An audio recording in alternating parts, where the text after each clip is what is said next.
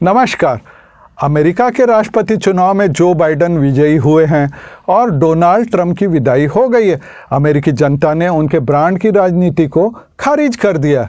पूरी एक सदी में वे सिर्फ तीसरे राष्ट्रपति हैं जिन्हें दूसरा कार्यकाल नहीं मिला है। सदी में सबसे ज़्यादा मतदान के जरिए अमेरिका के लोगों ने उनको हराया है, लेकिन उनका हारना भी मामूली नहीं है।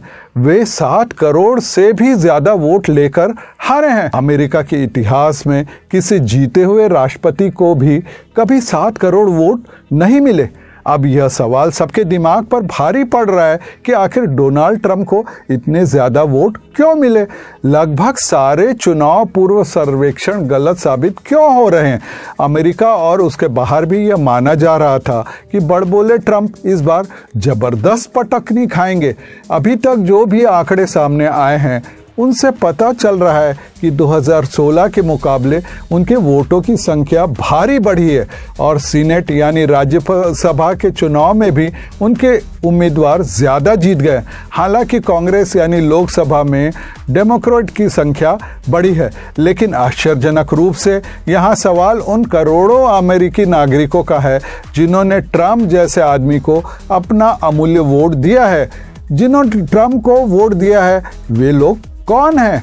जाहिर है कि वे रिपब्लिकन पार्टी के लोग तो हैं ही, उनके अलावा वे लोग भी हैं जो रंग भेद में विश्वास करते हैं, जो गौरांग लोग अपने को असली अमेरिकी समझते हैं, जो अमेरिका को संसार के सबसे बड़े दादा के रूप में देखना चाहते, यानी जो उग्र राष्ट्रवादी हैं, जो लोग तूर तड़ाक शैली में बोलने वाले नेता को पसंद करते हैं, जो अमेरिका के नवागंतुकों को अपना बेरोजगारी का कारण समझते हैं, जो चीन जैसे देश पर मुक्का तानने को राष्ट्रीय गौरव का विषय मानते हैं, जो विश्व स्वास्थ्य संगठन नाटो और यूएन जैसी संस्थाओं को अमेरिका का शोषण करने वाली संस्थाएं समझते हैं और जो बेलगाम और अक्खड़ आदमी को ही नेता मानते हैं। ऐसे ही लोगों ने ट्रंप को इतने ज़्यादा वोट दिलवा दिए।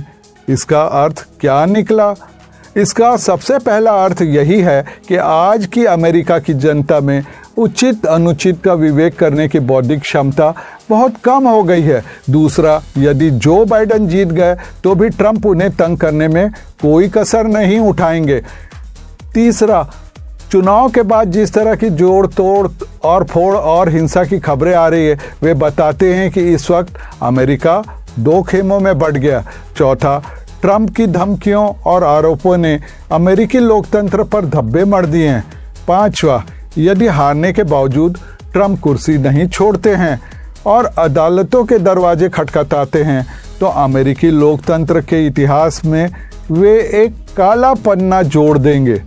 बाइडेन की जीत पर अमेरिका और भारत की जनता तो खुश है ही, दुनिया के ज़्यादातर देश भी खुश होंगे। सबसे ज़्यादा खुश चीन होगा, क्योंकि पहले तो ट्रंप ने अमेरिका के व्यापारिक शोषण के लिए उसे जिम्मेदार ठहराया, फिर उसे सारी दुनिया में कोरोना फैलाने के लिए बदनाम कर दिया। कोरोना के प्रति लापरवाही दिखाने वाले ट्रंप खुद भी कोरोना की चपेट में आ गए थे। दुनिया की सबसे शक्तिशाली अर्थव्यवस्था लंगड़ाने लगी थी। लगभग 2 करोड़ लोग बेरोजगार हो गए। बेरोजगारों को पटाने के लिए ट्रंप ने बहुत सा द्राविड़ प्राणायाम किया, लेकिन वह भी उन्हें जिता नहीं पाया।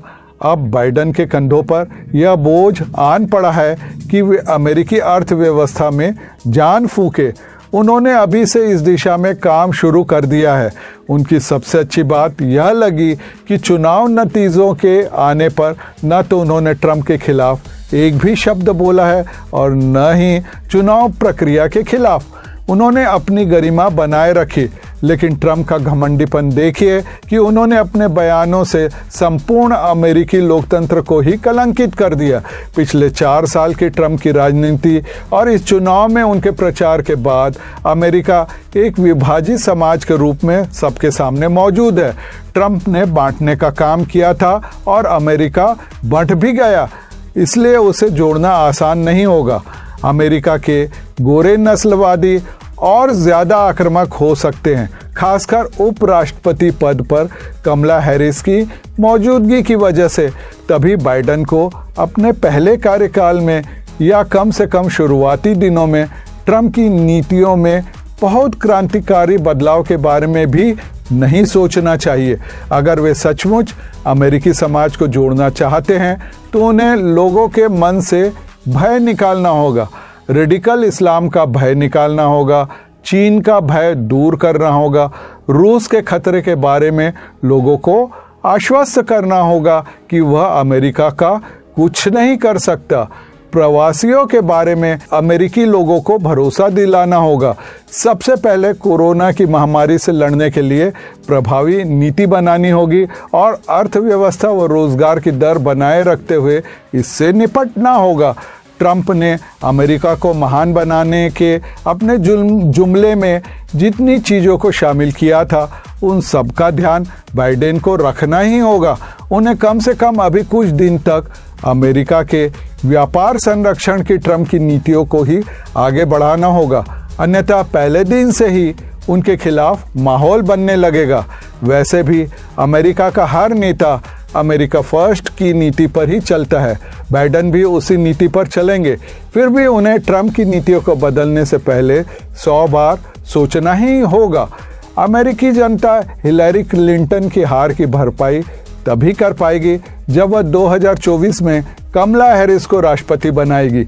इसके पहले बाइडेन और कमला मिलकर अगले 4 वर्षों में अमेरिकी लोकतंत्र की खोई प्रतिष्ठा का पुनरुद्धार करेंगे। आपको यह समीक्षा कैसी लगी? कृपया अपने कमेंट्स व सुझाव हमें अवश्य दीजिएगा।